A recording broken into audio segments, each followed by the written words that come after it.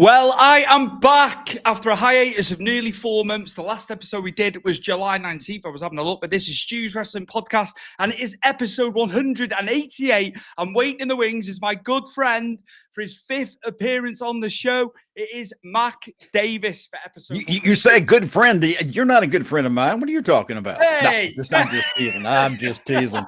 Nah, man, Stewie, I always like catching up with you. We do this about once a year, it seems like, at least once a year. And I enjoy these all the time because it's the only time I get on the microphone without having to ask questions. You can have a chill. You can have a chill maybe for an hour or so now. And loads to talk about since I last had you on. You were on for episode 154 last year. Yep. Just all the shows you're doing now. On the road as well. I know at the International Pro Wrestling Hall of Fame. Yeah, you've been so busy, Mac. Yeah, that travel and that program, I got a chance to spend the weekend with Godfather, which Godfather and I, we've gotten to know each other over several different shows that we've done together. And he's a blast to hang around. He is absolutely hilarious. So I got to enjoy the weekend with him at the International Professional Wrestling Hall of Fame. And that Hall of Fame, if you're ever in Albany, New York, that's from the event right there. If you're ever at the Hall of Fame in Albany, New York, stop by there, go to MVP Arena, go inside that Hall of Fame. You're going to see things that will blow your mind. They have a piece in there, and I wish I thought about this before we got here, but the Gorgeous George headpiece, it's like a lot of curlers and stuff hanging down on wires. And they had that on display at the International Professional Wrestling Hall of Fame with a lot of other great stuff there. So stop by Albany, New York and see those guys. And if you can help donate some money, or if you have an item maybe you'd like to donate to the Hall of Fame, contact them. Let them know. It's amazing for the fans, isn't it? The stuff in the collection. I've seen a lot online and videos that get posted and people visiting. Because a lot of the stars, because they're an MVP arena, whenever they have a WWE or an AEW event, those guys come into the Hall of Fame. In fact, that's probably the best time to go to the Hall of Fame because there's a chance you might get to see some of those stars walking around the Hall of Fame as well at the same time. Amazing stuff. Now, 3 shows that you do now, right? So obviously you've been doing Wrestling Road Trip, obviously with Teddy. Soon 4. 4? Soon 4. I'll be doing 4 weekly podcasts soon. Can you tell me anything about that, or is that tight-lipped at the moment? I wish I could, but it's not something I can discuss yet. But I can tell you that sometime it'll be part of 2025. There will be a 4th program for sure coming. So amazing. Yeah. It's been, Stewie, you and I, we started this all about the same time, really, because, I've been in radio and I've been wanting to try podcasting. You and I tried the show with handshakes and hot dogs that we did. And we did an episode of that, which was a blast. The only problem was you and I were the only ones who could get our material in on time so that we could do that on a regular basis. And that's what made that show difficult. I would love to have done that show. I still, in the back of my mind, want to do that show because it's not been done the way I want it to do yet. And I think that there's something to that show that would be really interesting. So handshakes and hot dogs, keep your eyes open. That may end up being a 5th program in 2025. Who knows? But that is something that has been in the back of my mind because Stewie, you helped me out with that. I came to you and said, Stewie, here's an idea. Would you be interested? You said, yeah. And we've been back and forth in our podcast, helping one another, which is something that a lot of guys won't do. But for you, anything, and I've always said that anything you need, you just let me know. That's reciprocated as well. You know that. Yes. Oh, I do. It's been amazing. It's been amazing. And moving on, obviously, to shows that you've been doing. Obviously, you've been doing with Teddy for a long, long time now. I love the show. I absolutely adore it. It's been brilliant. The guests you've had on, asking Teddy questions when we put fan questions in. Teddy will tell you. Teddy will tell you straight, won't he? Oh, he will. I've asked the question before now, but it's just been brilliant what you and him have done together for so long now. Yeah, Wrestling's Road Trip After Hours, which you can find on YouTube and also any podcast platform. You can find us there. And Teddy and I, that was a show, boy, I tell you what, Teddy, when we worked together on the independent scene, we would do shows together and we would just crack each other up and we'd have a good time as we were hanging out. And it finally got to the point one day where I finally said, Teddy, we need to do a podcast. We just need to, I mean, we do this all the time at the shows. Let's do this on air.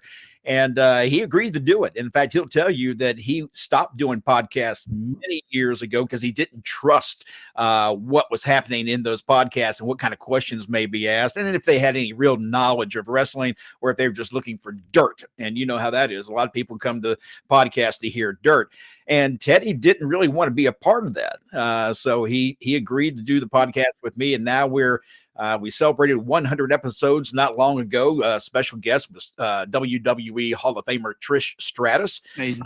As a matter of fact, you want to hear something else? I'll break some news to you right now. Teddy Long this week will be heading to Texas and will be appearing on the Undertaker's podcast. So that is coming up. That's a little nugget nobody knows about. So you just got to hear it here first. And Teddy is looking forward to doing that. And of course, he'll promote the broadcast there. But we've been extremely lucky. We've been lucky with our guests. We've had all kinds of guests on the show. Oh my God. Eric Bischoff, we've had Conan, we've had Mark Henry, JBL. God, the list goes on and on. I can't think of everybody, and I don't want to miss anybody. But just fantastic guests, and we're always appreciative when we get those guests. Very much so. I love it when Teddy talks about stuff that's happened on the road with guests who he used to ride with. And stuff that used to go on backstage and things like that we didn't know about as fans, the stories and the way he can remember stuff. Yes. Incredible how he recounts stuff that happened. Teddy is one of those. I wish we could tell all the road stories. And you can't because there are too many people who are still alive and you don't want to incriminate them. But it is just, I get in the car with Teddy. We'll drive to a show or something and, we'll have 5 hours in a car ride somewhere. And as I'm going down the road, Teddy will tell me all kinds of crazy stories, things that, you're like, oh, you got to tell that. And Teddy's like, I'm not going to tell that story. But there's reasons for it, but they are hilarious. But, the road trips back then were different, Stewie. Back in those days, the wrestlers and the workers, their education came from those car rides. Nowadays, your education is really coming from, the development center or something like that. You're not getting that road time, and you're also not getting as much ring time as you used to get because, that's where you really learn your trade is doing it over and over and over again. And nowadays they're cutting back the amount of house shows. Like in AEW, good example. AEW, those wrestlers may work once a week. That's one match a week, where in the old days, they were running maybe 7 matches a week. If they're doing a double shot, they could be doing 7 matches in a week. There's a big difference. It makes your body become more used to the abuse that it takes in the ring. It lowers the risk of injuries as your body becomes more callous to it. And it's just unfortunate that we're getting away from that because I think the talent now is being rushed to the screen. I don't think all the time that they're really ready to be on that main roster, but they're putting them there and it's either sink or swim. And a lot of them are sinking. Because we speculated about it years ago because it obviously was coming together. They'd had Double or Nothing, the first pay-per-view before Dynamite and all that when we were on episode 7 together. Yep. And I think we were saying about will they do house shows and stuff like that. I know guys can go out and wrestle on the indies and stuff and go to other companies and do what they need to do. But they have stuck to TV, haven't they? They've just stuck purely to TV. They haven't done anything in 5 years to change it. And something else that I found odd just recently at the time of this recording, we were live. So Kenny Omega from AEW, haven't seen him for a long time because he's been out with an injury. He had a medical issue that damn near killed him. But he has now come back to wrestling. He made his reappearance in New Japan Pro Wrestling. Now, see, I'm confused. If I'm the owner of AEW and I've got a star like Kenny Omega that I'm waiting to return because when he gets healthy, I need him on my TV, why would you let him go work a New Japan Pro Wrestling show prior to working your show? Because now his return has already happened and it didn't happen under your brand. Makes zero sense to me. Crazy. Yeah, he had diverticulitis, didn't he? Yes, I think that's what That's it what he was. had. Yeah. And Lesnar had that years ago. Oh yeah. Bad. It's bad, isn't it? It took him out of the UFC. You know, when Brock Lesnar got it, and that's major stuff that people don't realize just how bad that can truly be. And like I said, you know, there were reports that it damn near cost Kenny his life, Kenny Omega, in AEW, because the last time we saw him in AEW, he was in a program with somebody, took a couple of shots in the ring when he really shouldn't have been in the ring at all. He was feeling horrible, but he went through to do it because, you know, that's what you do. You know, the show goes on. And he did his time in the ring. And as soon as he got out of there, he knew something was wrong. And next thing you know, he was in the hospital, deathly ill. Crazy. Do you know what? From going to London in 2023 for all in, of course, I thought from there on in, I'll be watching it as I have done week to week, every week. I hardly watch it. I've got to be honest with you. I don't Watch either. it now. Now, you know, Stewie, you and I, like you mentioned a while ago, we both started watching it when it came along because I was hot on the product. I like the buildup that we have with the NWA and Cody Rhodes and Nick Aldis, you know, and that whole 10 pounds of gold run. That was fantastic. And then they picked up in AEW, and you kind of felt like this was going to be a really good alternative to WWE. And they were for about a year. And then they just started losing steam. When I saw Cody Rhodes leave AEW and go back to WWE, I had a feeling then this is the beginning of the end of AEW. And it's been pretty much that way. You know, they did get Punk in there, but they screwed that up. God knows they let Punk come in there, and the guys just didn't really want him back there. So they made it uncomfortable for him, and he finally was gone. But that's on AEW. Even after they let him go, or he took his time off after the first incident, they bring him back, and you know that the talent doesn't want him there, and you've heard all these stories. Why Tony didn't take real life in the back and put it on TV for some of the biggest ratings he would have ever seen, I still scratch my head why he missed that opportunity. Crazy. But I'm glad he did, though, because I think Punk is where he belongs now. Unbelievable. But I'd say arguably just going into WWE there, Drew McIntyre's had one hell of a year in that program, and it wasn't meant to be him. It was only that Seth got injured. It was going to be Seth. There was the animosity, him coming back at Survivor Series, wasn't there? It was all, we heard stuff backstage and things like that. Drew's come in and got himself back where he needs to be, I think, with that program. I do too. Drew McIntyre to me is one of the stars in the WWE. I said this on one of the shows recently. It may have been with Vince Russo. And I was saying that I was concerned. God, I forgot what we're talking about, Stewie. Drew McIntyre, God almighty. But Drew, he's one of the few stars of real stars that WWE has. If you go back to the Attitude Era and you think about the stars they had, you can name one after the other. I mean, almost everybody on the card was a star back then. In WWE now, you really only have a handful of stars. Like I was watching, it was Vince Russo I was talking to the other day because it was on SmackDown, and I had noticed that we only had 3 or 4 really big stars, and not all of them were actually there. So it makes it look even worse, you know, when you realize there's no tremendous amount of stars. You got 2 hours of SmackDown, and you know, you're giving me okay entertainment, but you're going to go to 3. Now, if you're going to use the same roster, you can't keep me for a 2-hour show. How the hell are you going to keep me for 3? Is that with it going over to USA that it's going to be 3 hours? Yeah, it's going to be 3 hours.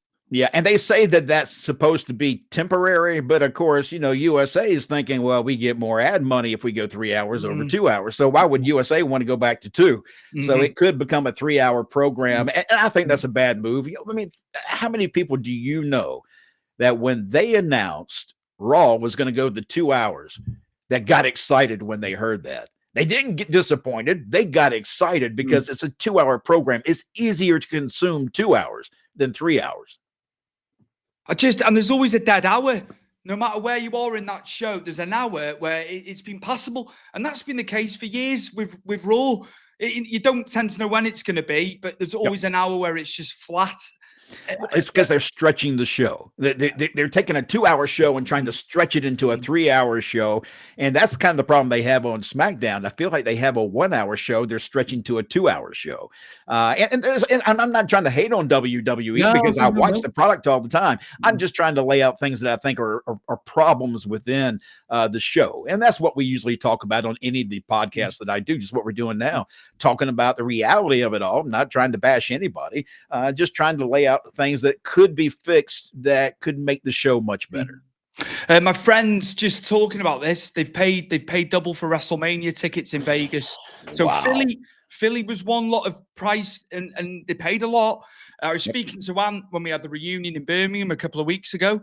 He goes, I think they're going to be more again anyway. When they went on sale, I think it's worked out double from what I can gather. It's premium product. That's not just wrestling though. That's other sports. Prices have gone doolally. They've gone absolutely crazy, haven't they? What's happened is in wrestling is the same thing that happened in football and baseball in the professional leagues, is that they price their tickets now to where the average common fan that can afford a ticket to go watch the games or go watch wrestling, they can't afford it anymore. You've outpriced the people who were your fans. Your true fans are not allowed to come to the shows anymore because they can't afford it. They can only afford to watch it on TV. That is wrong. If you're selling tickets, I want to say that the ringside tickets for WrestleMania were outrageously priced. I'm not even sure what the price is. It was in thousands of dollars. That's incredible. Thousands of dollars just to sit in a seat for 3 or 4 hours. It was longer than that if it's WrestleMania, but God, that's even worse because sometimes WrestleManias feel like they go on forever and never end. That's something else too. I'd like to see WrestleManias cut back to that 1-day format again and give me a strong show and leave. But it's all about money. I understand, it's how much money can we make if we go 2 days? But I think that they're pricing the average fan out of the market when it comes to buying tickets. Yeah, it's crazy. I think the most ever paid was for Dallas in 2016. It was like $200 maybe, but that was on a resale site because they were decent seats. So we got resale. I was like, that was like my maximum. I was like, I'll pay $200 and that's me. That is me. But now you're talking anywhere upwards of 500, I reckon, 600 maybe. Yeah. And I've been lucky because I've never had to pay to see WrestleMania. I'm usually in the press box. Yeah. Get me in that suitcase, man. I'll go in the cargo hall bit. It's all right. Hey, here's a little background for those of you who always wonder what happens in the press box at WWE. First of all, you don't have to pay to go see WrestleMania. And then you get a prime seat inside an air-conditioned room with TVs everywhere that are playing the event in front of you. And you can also see out, right straight live to where they are. And they also serve food and drink in there. It's a really good time. WWE really does a great job with their press and everything else. But that's the only way I could go to WrestleMania would be, because I'm with the press. Outside of that, it'd be hard pressed for me to spend that kind of money because I can't justify spending that much money just to go see a wrestling event. If I went to my wife and said, hey, I'm heading out to wherever, we're going to go to Vegas this year and I'm going to spend $5,000, on hotels and everything else that I got to do. You think she's going to go, okay, go have fun. Oh no. Justin Clapper, who is returning with Justin Clapper's Pro Wrestling Show. I can't wait to have him back doing what he does best. Hello, Justin. And he's Justin, I hope he's had some health issues in the last couple of years, and I'm glad to see that he's back around and up on his feet again. You need to be in and around things, Justin, as well, like you were years ago, doing all the press stuff and all that. He's interviewed loads of people, Becky Lynch. Yes. I'd seen loads of people over the years. He needs to get back where he belongs, let me tell you. And he just goes on to say prices are ridiculous. Yeah. Well, they are. It's crazy. You show me anybody who can look at that price list, and I wish we had it in front of us because I had it the other day. But if I had the price list, it'd be you would be just blown away if you haven't seen these yet as to what the cost of going to see WrestleMania actually is. Even the nosebleed seats, if I'm not mistaken, Stewie, they're in the hundreds of dollars. I mean, so, even for the nosebleeds, if I'm in a nosebleed section, I'd rather be home watching it on TV. It's just a sad reality of it. What if you've got a family, kids, they want merchandise and all the rest of it. It's not just the tickets, everything else, food, vendors. It's expensive. I mean, because if you've got a kid with you, Stewie, you've got a young boy now, so he may be one day going with you to a ball game. Let's say you go to a baseball game somewhere. Well, by the time you buy the tickets, pay for the parking, pay for the $10 hot dog and the $20 beer and all the other stuff, but you got to go by and get a loan before you go see the game. And that is sad. No, should never be the case. The true fans don't get Let me ask you, Stewie, before we get too far, I've noticed you keep looking behind you like something may be coming up to scare you in a minute. I just hope it's not the wife and she gets home early. That might be what it'll be. Just having a little glance over my shoulder, Mac. If I see somebody sneaking up on you, I'll tell you. They appear from nowhere. You know that. You know what they're like. Quick as a flash, and they're there. So that's it. That's it, man. Always on my guard. Always on my guard. Locks Piero. Hashtag Mac Davis. So there we go. Yep, that's him doing his. Justin Clapper again. I've got to get Mac on. Yeah, you've got to get Mac on your show. Absolutely, you do. Just let me know. And I'm going to move on. You did talk about the show with Vince Russo, obviously the SmackDown show that you've been doing. So yeah, I've seen bits and pieces on the socials as well. So yeah, the show with Vince Russo, fantastic. That came out of nowhere. I work for Sportskeeda. Is one of the people that I work for, and Sportskeeda brought me in to do a show. Actually, I got brought into Sportskeeda because of Teddy and I doing our show Road Trip After Hours. Once they saw that, they contacted us and said, we'd like to have you on Sportskeeda doing a show. And so Teddy and I went to do a show. Bill Apter joined us, and we changed the name of the show to the Wrestling Time Machine. And I filled in for other people on Sportskeeda. Vince Russo, one of the shows that he does, I filled in for. During that time, Vince and I figured out that we get along pretty well on the microphone. And I'm one of the types that's a little bit different, I believe, than a lot of his other hosts. I don't always agree with Vince, and I will let Vince know. And it's something that I told Vince in the beginning. I said, Vince, I'm gonna enjoy doing the show with you, but if I don't agree with you, I'm going to tell you I don't agree with you, because there's not enough people who do that. There's a lot of things about Vince Russo that people will be surprised. Vince is one of those guys. He takes a lot of heat for what he says, but you got to always remember Vince is speaking from a writer's standpoint. He's not talking about an average fan. He's a writer, and he's talking about the show itself, how it's written and how it's delivered, and if it will hold a viewer's attention. And so he's right on a lot of stuff. But there are other things, like recently he caught hell for making a comment about Rikishi's son. Being over emotional about winning a title, and Rikishi basically said he was going to kick Vince's ass for making those comments. Well, Vince doesn't understand that aspect of it really, because he's not a wrestler. Being a former wrestler, that's where I came in and said, no, you got to understand, as a wrestler, it's no different than being like an Olympian. You train your entire life for that moment. You put in a lot of hard work. You get very little money as a wrestler when you're, up and coming. And by the time you make it to the big deal and get in the ring and win that championship, of course it's going to cause a raw emotion in that individual. And Vince, in his defense, Vince just doesn't see it that way, because he's looking at it from a writer's viewpoint. So people need to keep that in mind. But Vince, I always give him hell. I always tell him that he's the most hated man in wrestling. He agrees. I'll tell you what, when Piers Morgan had them on off the back of the McMahon Netflix documentary, Phil Mushnick, I tell you what, I've not seen Russo so angry. Yeah. And I didn't know he was going to be on there, and I happened to see the show. I was like, "Oh hell, yeah!" He went after, he was not happy. Phil Mushnick was getting on my nerves. In truth be told, I think Phil probably had he had a vendetta, I think, against wrestling and the WWE. Really, I really do.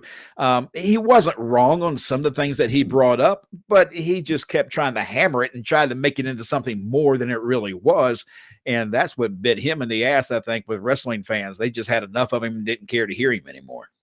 Charlie Caruso, she needed more airtime on that. She didn't get enough time, but Maven and Jonathan Coachman were fantastic on it as well. And Vince was very good, you know. But yeah. Yeah, Vince was the perfect person to be on there with Piers, you know, because they're two of a kind. They're brash, and that's what it takes a lot of times to be noticed, is to get a little brash and say and do things that maybe you normally wouldn't do. Even Vince Russo, Vince Russo, when he does his shows, a lot of times I think Vince is being the Vince that people want him to be. It's not the Vince that he truly is. And it's the same with Jim Cornette. You know, Jim Cornette is crazy as hell. I love his show. But he'll say and do things that are so outrageous, but he's being Jim Cornette. And that's what has made him money from the get-go, being Jim Cornette. So not all the time is Jim really as, you know, as animated as he is on the podcast. You know, in real life, he's a little bit different, but he also knows what he's talking about. Just like Vince, they know what they're talking about. You may not agree with it, but they know. It's not just bro. He gets lambasted about saying bro and all that. But yeah, they even have a bro counter on one of the Sports Kita shows where every time he says bro, they add another mark on the screen. What they need to do is start doing one where it covers his face and see how long it takes before you can't see Vince Russo anymore while he says bro. There's an idea, Sports Kita. Keep that in mind. I've got a photo that you sent me as well from one of the episodes, and it's EC3 in shot there. So yeah, that's actually the show I filled in for, as a matter of fact, that we were just talking about, that where Vince and I realized, you know, we kind of get along on the microphone. We compliment one another.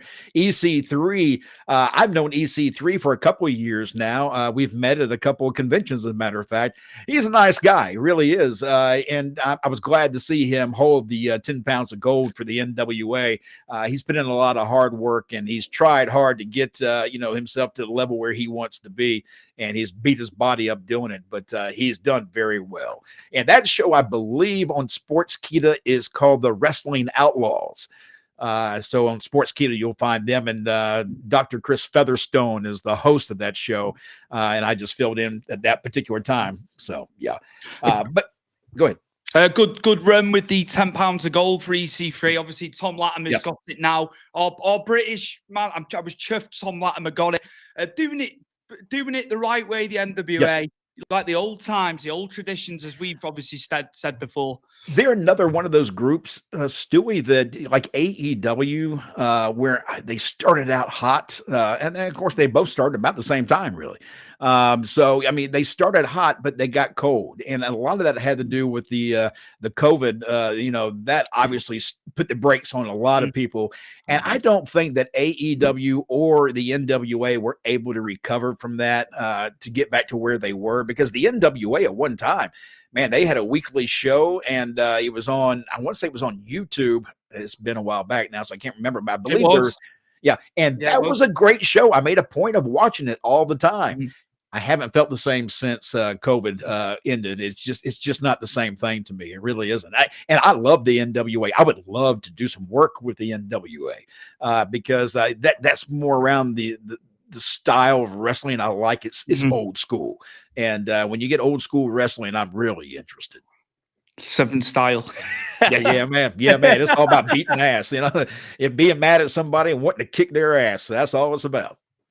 And obviously, Wrestling Time Machine, as you've briefly said about it, we've got to give it the rub, because Mr. Apter, our friend Mr. Apter, Bill Apter, still going strong, and obviously Teddy with you as well.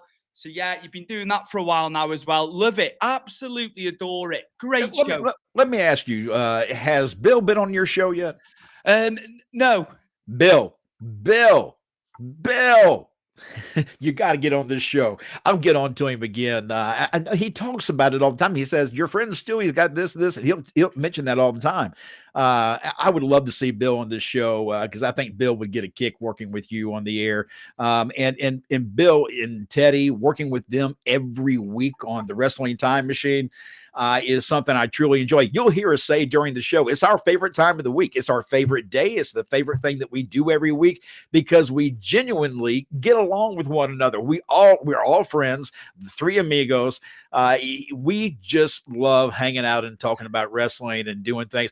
Bill is very old school. Teddy is old school, but still new school. And of course, I'm a little bit of the mix like Teddy. I'm old and new school. And so it gets to become a lot of fun. You never know where the conversations will go because Bill will go off on a rant somewhere, or he'll get into karaoke, or he'll tell a bad dad joke, that'll just kind of ruin the moment. But that's Bill. That's why we love Bill. It's amazing. I love everything. And obviously the other show, which you can't talk about, I'll be looking forward to that as well. But busy, Mac. And then anything on the road? Are you getting out anywhere? What's coming up on the road, man? Because I know you love going on the road with the wrestling. Luckily, this is the time of year where things slow down a little bit around the holidays. And so there's not as much travel. I have a friend of mine who always says, you travel a lot. You must enjoy that, going all these different places. I will be honest with you, traveling is not that much fun when you're doing these shows, at the wrestling conventions. I love doing them. Don't get me wrong. Anybody needs somebody there, call me. I'll be there. But the thing is that it is a long day because you have to get up, get to the airport, which is a 2-hour ride for me. Then you got a 3-hour. You got to get there 3 hours early just to go through TSA and everything else at the Atlanta Hartsfield Airport. And then you fly out. Then you have to check into the hotel. Next day, you get up, you work all day, and then you go to bed maybe for 1 or 2 hours to get up around 3 or 4 o'clock in the morning to catch an early flight. So you're not spending another day in that city, and that you can get back home and do things you need to do. There's a lot to the travel. So I look forward to this time of year because it means I get to slow down just a little bit and spend more time at the house. Which is something I need right now because I feel like I'm beat down and I need to take some personal time and get back in the gym and work hard because I haven't been doing that as much as I used to because I'm so busy. So, I have less time in the gym. So I'm going to spend the next couple of months recommitting to diet and the gym and getting back in shape and ready for next year. And obviously Christmas coming, the holidays, Thanksgiving. I know you'll be around the grandkids and stuff like that as well. Yeah, man, I got family time. It's what it's all about, Mac. Yeah, and you know this now because you've got a young one who Santa Claus, I'm sure, is a big deal. And that's something that I miss. When I had kids, I had 5 kids, and when they were young, Christmas was a blast because you could get into the holiday spirit of it all. And now, all my kids are grown. So I've got grandbabies now, and I've got 8 grandbabies. And my youngest one is just a tiny little baby, just almost 2 years old. And I'm looking forward to seeing her get into the point where Santa Claus is such a big deal and the holidays and the spirit. So it really is a great time. And like I said, I know with Brody, I know, and are we allowed to say his name? Of course. Of course you are. Of course you are. I know Brody's how old now? He will turn, it'd be 28 months exactly on the 15th. Boy, he looks like he's 3 or 4 already. I saw him in a picture. He's a unit. He's throwing his older cousin around and he's 8. he'll have a scrap. I'm telling you. I saw he was crawling up near the TV in your home. When they start crawling and running around like that, boy, your nerves going in because you're afraid of everything they touch. They're going to tear up or it's going to hurt them one or the other. And I can see that TV coming down. You better mount that TV hard. I paid a lot of money to have that mounted. I had it mounted, especially. He's done all the electrical work outside. The guy, he's hidden everything. So I'll be keeping my beady little eyes on him. I tell you that now. He's going through a phase at the moment, throwing his Weetabix.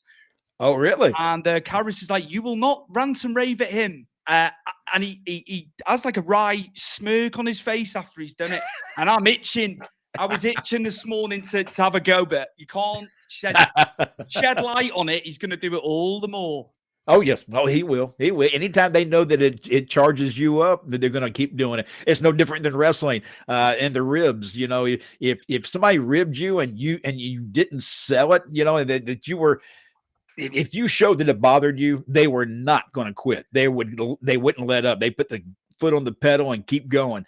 And that's just how kids are the same way. If they see that there's a way to crack you, they're going to push that button every single time. Do you know what? I'm going to focus on some stuff with you outside of wrestling. Sure. We're so predominant when you come on and we do wrestling. What does Matt Davis like doing outside of wrestling? Because I know the focus is wrestling so many months out the year, but yeah, the stuff you like to do, hobbies, things like that, things that you like to do in your downtime when you get time. When I have downtime, this will surprise you. I like doing video productions and voice productions for radio, TV, and things like that. I actually enjoy that. Now, why I say I enjoy it, I don't do it for free. There are a lot of people out there who ask me to do it for free. But the thing is that I find enjoyment in that is creativity. And for me, I have always been a creative individual. So for me to have a creative outlet, whether it's producing videos or, audio, it gives me that release I need of the creative energy. Outside of that, I'm in a gym or I'm with the family, sitting around the house. I'm 60 now. So, at 60 years of age, there's not a whole lot that I haven't done that I want to do. So staying at the house and watching TV is just fine with me. I do enjoy eating, though. You wouldn't know it because I'm not huge, but I love going to restaurants and trying different foods and especially the desserts. I love the desserts in different places if they're unique. As a matter of, hey, I'll tell you a story. Teddy and I went to Jacksonville for a show. And while we were there, we stopped by a sushi place that we saw. And I'm not a sushi fan, so they sold other food other than just sushi.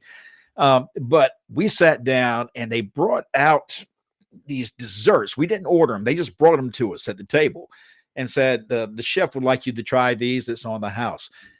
I have never had a fried Oreo. Now, if you haven't had a fried Oreo, you are missing out, brother. That thing was incredible. I had one cookie, just one fried cookie. Man, that was the best damn thing I had ever put in my mouth. And I told the lady, I said, next time we're here, we will be back. As a matter of fact, we were there for 2 nights. We ate there both nights because it was so good. I wish I could think of the name of the restaurant so I can tell you where it is, but it was just fantastic. So like I say, I enjoy foods. I especially enjoy foods that are unique and different that I've not had before. Amazing. Like, look, I didn't know we've never broached that topic about food. So yeah, amazing. And you were repeat customers, which is crucial. Oh, yeah. That's crucial because that's my line of work. I'm in catering, a lot of repeat customers where I work. Yeah. And that's in any business, repeat customers, and even in wrestling, repeat customers are important. You want them to keep coming back.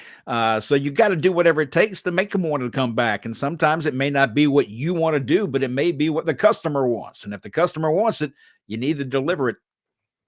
What about travel? If you were to go away somewhere now, take wrestling out the equation, not traveling for wrestling, where in the world would you like to go? Say it was just you and the wife.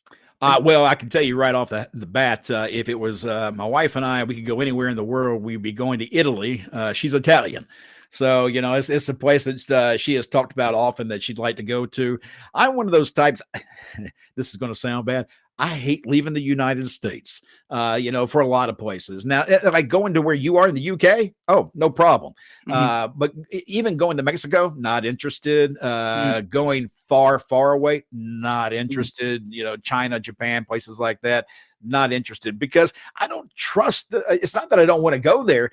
I just don't trust the safety of going to some of those places nowadays. And I just don't see the sense in taking that risk.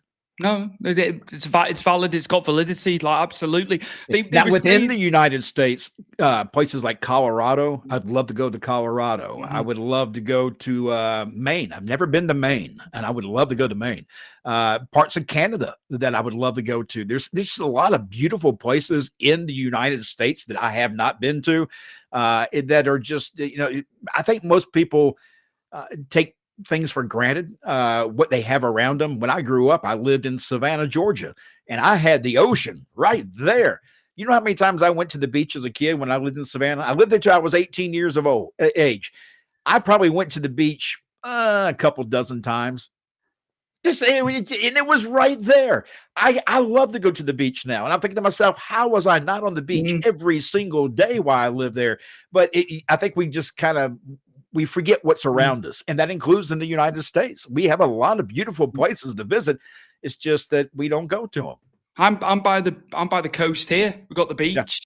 The beautiful promenade, beautiful, absolutely amazing. But again, you take it for granted because it's on your doorstep, isn't it? But oh yeah, you get friends who come over and they think it's the greatest thing in the world. You live right on the beach and right near the beaches, and you're thinking, yeah. People come from Manchester, Liverpool. You always see holidaymakers. They come from over the border because they haven't got that. They're in city centres and what have you. It's crazy during the summer. Llandudno, lovely places appear and stuff like that. Well, let me ask you, because you're over in the UK, let me ask you, where would you like to go? If you came to the United States, are there places you'd be interested in? Vegas, oddly, it's not worth it.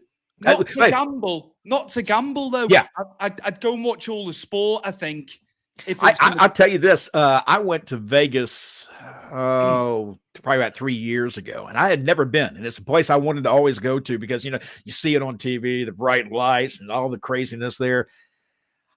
I wasn't interested because I don't gamble. Just like, I'm not a big gambler. I'll go and I'll play a couple of hands or something, but I'm not a gambler. So unless you are a gambler, there's really no reason to go there because about everything there revolves around gambling. And even on the streets, this is funny. We were on the street waiting to go somewhere, my wife and I, and we were about to cross the street. There are so many hookers in Vegas that they're on the street corners, and there's probably 20 of them on the street corner handing out cards saying, call me.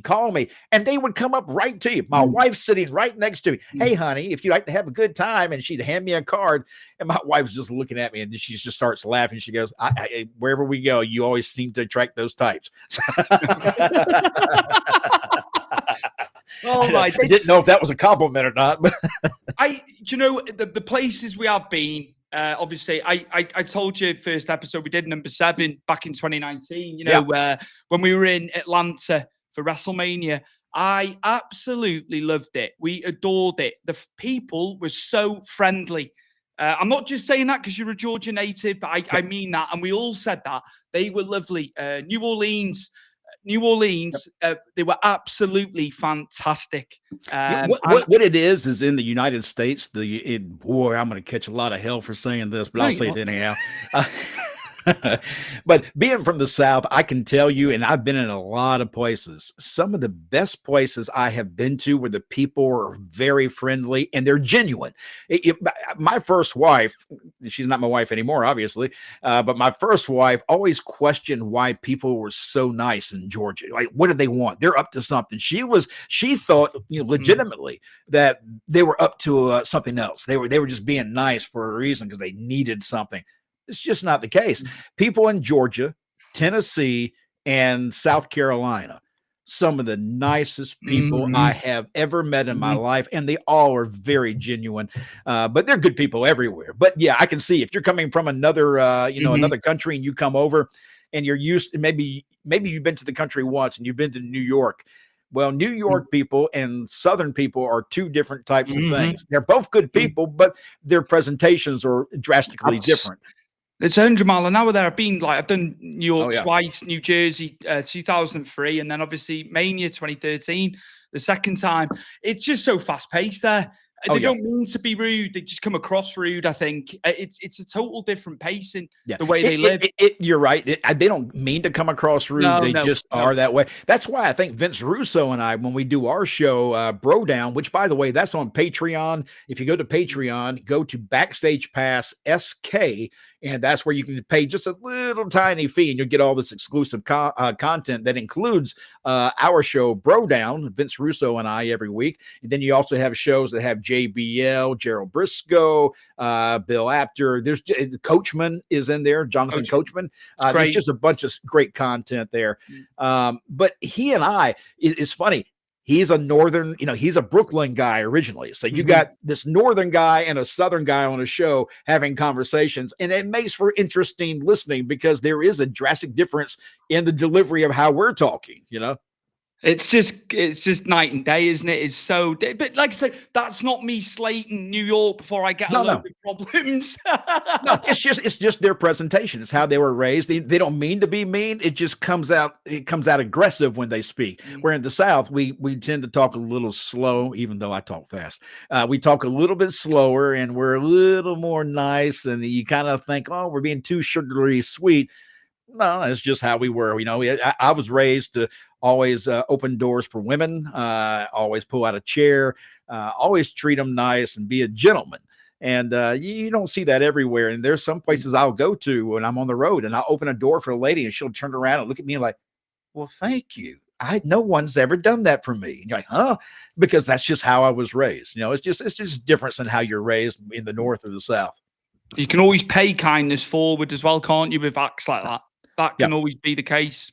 Yes. And that's why, you asked me before about, being on the show and stuff. I don't mind helping you at all, Stu. Just like I reach out to you if I need something and you'll help me. That is what this business is about. I think a lot of times it's more competitive between podcasters and people in a lot of cases, this is the truth too. There may be somebody like me who comes across someone like you and go, I'm not going to help him. I don't want to help his show, do anything. Why? It's all about me. It's me. That's wrong. When I first came into this business, there were people who reached out to me and helped me up the ladder. I'll be damned if I'm not going to do the same thing. That's what this business should be about. You should always be reaching down to help somebody else come up that ladder, because eventually you're not going to be there and somebody needs to be there of quality that can handle that position to carry on the true good work of what we do.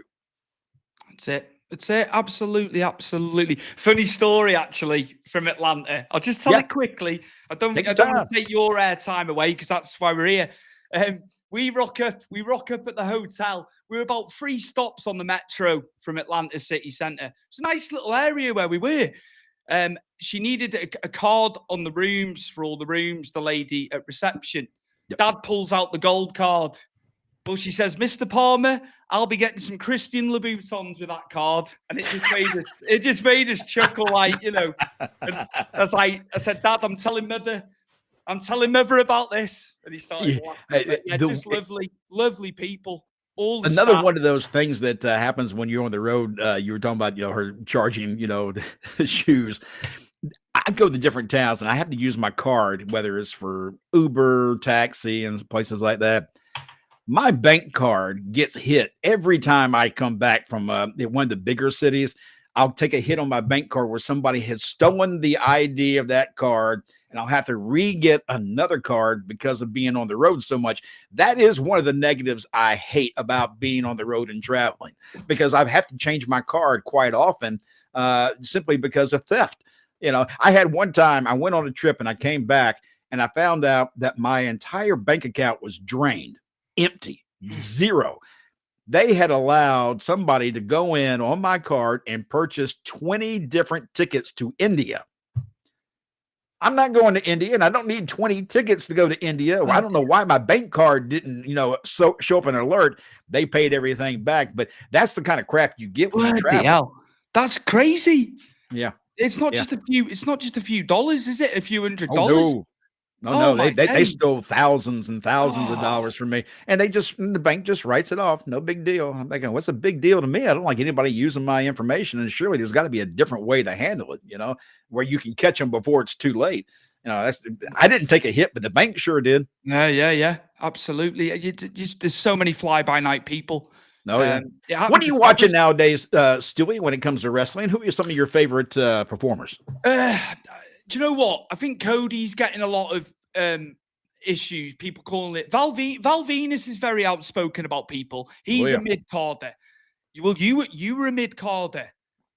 He's getting on my nerves, kicking off about people. He is. Sami Zayn. What? Because Sami Zayn doesn't look like the archetypal, 90s wrestler per se. He can still bloody go, and he probably had more talent in the ring than you ever had. Well, I think that one of the things that in wrestling, I do agree that you should look the part of being a wrestler if you're going to be a wrestler, but not everybody needs to have a chiseled, muscled Mm, look. Dusty Rhodes certainly didn't have that look, and he was extremely popular. There are people, Harley Race, if you want to go back even farther, Harley Race did not have a big muscled body, but you didn't doubt that the man could beat somebody's ass if he needed to. And that is the difference. I do think that there are performers in today's wrestling that need to be in the gym. When you look at AEW, for example, Adam Cole in AEW is such a scrawny looking guy in the ring right now compared to everybody else that it just doesn't work for me. I feel like, they try to make him be this big, strong, powerful guy against somebody in the ring, but he doesn't look that part. You can't put him in there. Gunther, here's another example. Gunther and Chad Gable. Gunther and Chad Gable, two different sized men, but Chad Gable had the look of authenticity that maybe he could beat Gunther because he was truly a wrestler. And that storyline I thought paid off very well. Sami Zayn, you mentioned a moment ago. I love Sami. I love his character. He doesn't look the normal wrestling part. He looks more like Fidel Castro to me or something like that, but he does come across well in the ring. He for whatever reason, his character works with or without a body, but that's not everybody. There are people who I don't think work well simply because they don't look the part. And it's just like in movies. If you don't play the part or look the part, you shouldn't be in the part. That was weird as well. Obviously, MJF went heel again and all that. Yep. Adam Cole comes back after being the heel, the devil, all the stuff. I know MJF's a heel. I totally understand it. He's back in when he comes back off the injury as a face. It made no rhyme nor reason. All right. No. Don't put him in with MJF, per se, but keep him heel when he comes back because it made no sense. It made absolute no sense. I know I'm going off on a tangent here. Well, that's okay because I felt like when I saw that happen on AEW, I felt like they just wrote off the entire story they had written before. It's like, wait, are we just supposed to forget that he was the devil now? I don't understand why it was just a change of plans, it seemed like. And it just, that's the problem with AEW. There is no long-term storytelling taking place. Their program is more about the quality of the matches that are in the ring. And I do enjoy a good wrestling match. But if you want me to buy into watching a wrestling match, give me a reason to watch that wrestling match. And that means I need a story. I need to know who's the good guy, who's the bad guy. Why am I not liking this guy? You've got to tell me. And those are things I think that are missing in AEW. They have certain moments where they'll try to tell a story. In fact, right now we have MVP, Bobby Lashley, and Shelton Benjamin inside AEW. Them getting Swerve Strickland in that group interests me. I think that could be really good. The only thing I worry about is that Tony Khan may not have the ability to tell the story that needs to be told. I'm hoping that maybe he leans on MVP and Bobby Lashley and Shelton to tell that story. Trust their instincts. Let them kind of control what they're doing. Because so far, I have not seen where Tony Khan can take somebody from WWE and make it work. He has not done it yet. Love the Outrunners. That I can get behind again. That will probably have a shelf life. Yep. But it's that old school 80s vibe. Brilliant, absolutely brilliant, and they're living the part. They're living the part. You can believe what they're doing. It's just fun. It's quirky. Let's have a bit of fun. I like the Bang Bang Gang. Yes. To me, that I think they're probably one of the more successful teams that we've seen show up on AEW. And they feel bigger than other people on the card. Just when they come out, the presentation, everything screams, watch us. And that's what I like to see in wrestling. I want to see, when I see you, I want to go, oh, I got to see what's going to happen here. This looks good, because there's a casual fan. A lot of fans don't see it the way you and I do. We'll sit there and we'll pick apart all kinds of different things that could be fixed. That's what we're here to do. But as the casual fan, The casual fan just pops across the TV and they're trying to see what looks good and what doesn't. So that's why it needs to be important that whatever you're presenting on TV is something that's going to draw their attention and not make them pop away.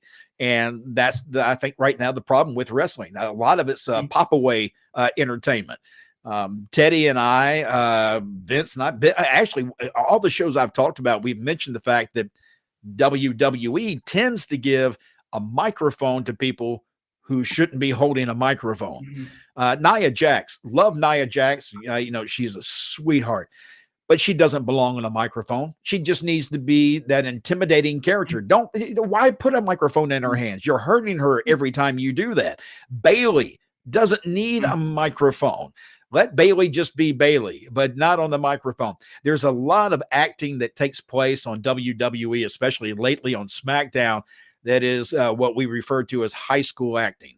And it's bad because this is one of your main shows. This is SmackDown. I expect to see quality talent on this show while I'm watching to keep my interest so that I can watch the PLE that you're trying to promote that's coming up, the next week or two. But that's just a bitch of mine. I hate watching people use a microphone that shouldn't be holding it.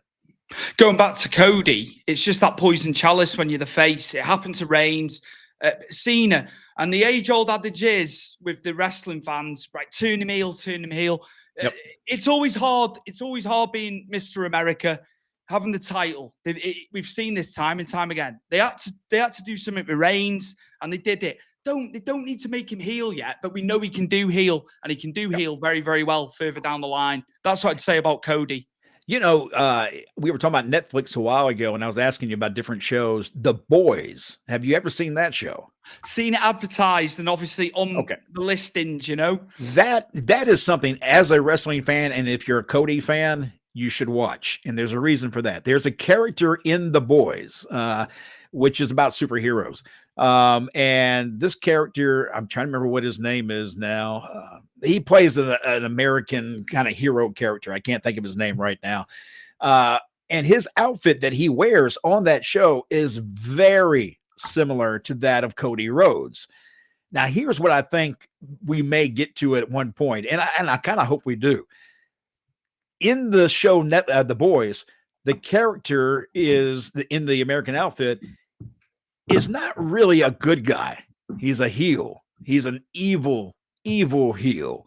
And he plays this great American character to everybody else who buys the fact that he's this good guy.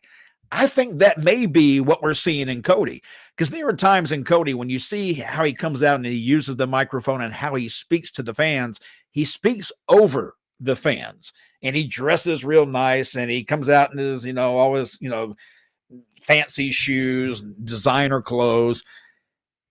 He's not really connecting to the fans. He's talking over the fans. I think there may be a little heel inside Cody that we're going to see eventually pop out. And I think it's been intended to be that way since his get-go. I think a lot of Cody Rhodes' character is coming from The Boys, the show Netflix. And when you watch that and you start seeing what I'm talking about, you're going to see exactly what I'm talking about. And it would make for a great storyline in WWE if that's the case. Cool, drawing parallels there. Absolutely, absolutely. Mark, I don't think I've ever asked about a fan perspective. You wrestled as well. What would be a dream match? And I'm thinking past, present, future talents. If I could put that I could have worked with. Yeah. Who would you get in? Who would you have liked to have pitted your wits with in your time in the ring? The names I would say wouldn't make sense because I was a babyface most of my career, and but I would love to have wrestled like a Dusty Rhodes, somebody like that back in those days. Ric Flair, people. Look, I would have had no business being in the ring with those guys. But you're asking me, in a dream, what would I like to do? It would have been with names from back then, the NWA, early WCW. Those were the people I grew up with watching. And to this day, I can come up and see somebody that I knew from my childhood years of watching wrestling that I haven't met before, and I'll go up to them and I'm like, I don't know what to say because I'm still starstruck by those individuals. I can go up to new people in WWE, doesn't bother me a bit, but to see some of my heroes from when I was a kid, totally different story. Yeah. I totally get you, and I've told you prior, Bret Hart for me, I couldn't do it. It was like, it was garbled nonsense by the end of it, but he understood. Yeah. But Now, like I like seeing some of the new guys. Just recently when I went to New York, when Godfather was there, he had no idea I was going to be there. And I go into the room where everybody is setting up, tables for autographs and everything. And I walk in the room and Godfather, this is something I would never have imagined even 5 years ago. I walk into the room, Godfather gets up out of his chair, all excited. Man, I didn't know you were going to be here, and came over. Those kind of relationships I love because I've got a lot of those now over the years that I've been doing this. I can see guys somewhere and they'll come over and say hey to me before I even make it to them. That is something very special to me because that's the fanboy in me knows that I'm being accepted by people in the business. And that means a lot to me, even more than a paycheck, is knowing that these guys, understand me and I understand them. And that means a lot. He's at the Forever Wrestling in Manchester in February. He is there. I met him years ago. He was brilliant. I was chatting away to him. I think I'm gonna have to get a photo up with him. And tell him that you know me and that we talk a lot. He'll probably tell you some stories. He loves the story about Teddy Long when we were in Jacksonville. Teddy had gone over to Godfather's table while I was at our table, and he came back and we were having to cut a live cut in from the event. And I'm sitting there and I'm looking at the camera just like I'm doing right now. Teddy walks over. I hand him the microphone and Teddy does this. And he's looking in the wrong direction. I have to turn him around. I said, Teddy, do you know where the hard cam is? It's because he went by Godfather's table and maybe whiffed a little bit too much when he went by. He was so out of it. It was hilarious. The entire interview, I'm having to correct him the entire time. It only went like 2 minutes. If you look it up on YouTube, it'll be on one of our shows there, but it is absolutely hilarious. Teddy is so completely out of his mind. He doesn't even know where he is. Oh my God! The Godfather laughs about that. We actually showed it at the Hall of Fame because Godfather mentioned to me that was one of the funniest things he had ever seen. And so I started showing it at the Hall of Fame, and everybody there was cracking up laughing. So.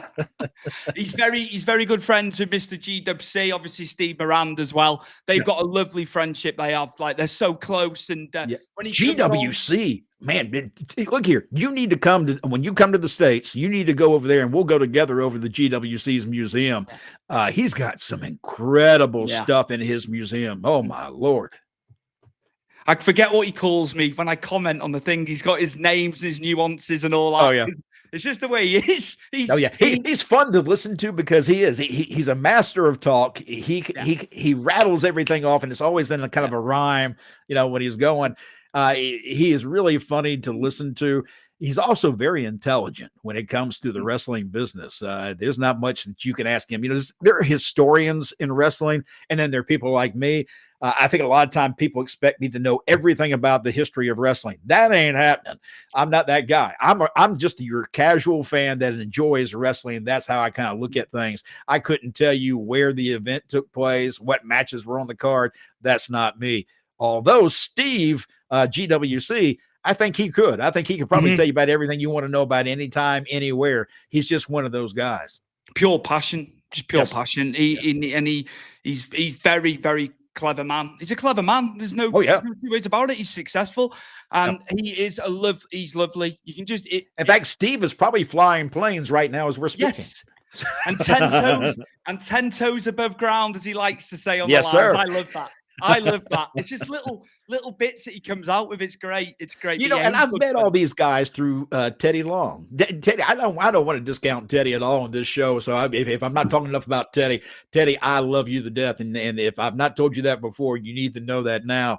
Teddy has been a true friend in this wrestling business. I've met a lot of people who have been willing to offer nuggets of help. I've never had somebody like Teddy who has actually said, man, I'm right along with you, and we're gonna take this as far as we can take it, and I'll do whatever I got to do.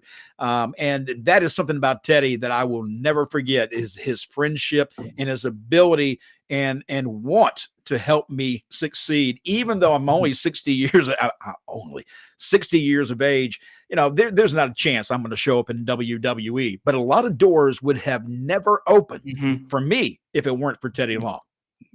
Your friendship, again, it just radiates, doesn't it? You know how close you two are, and it's great. It's great. And yeah, I know how thankful you are for that.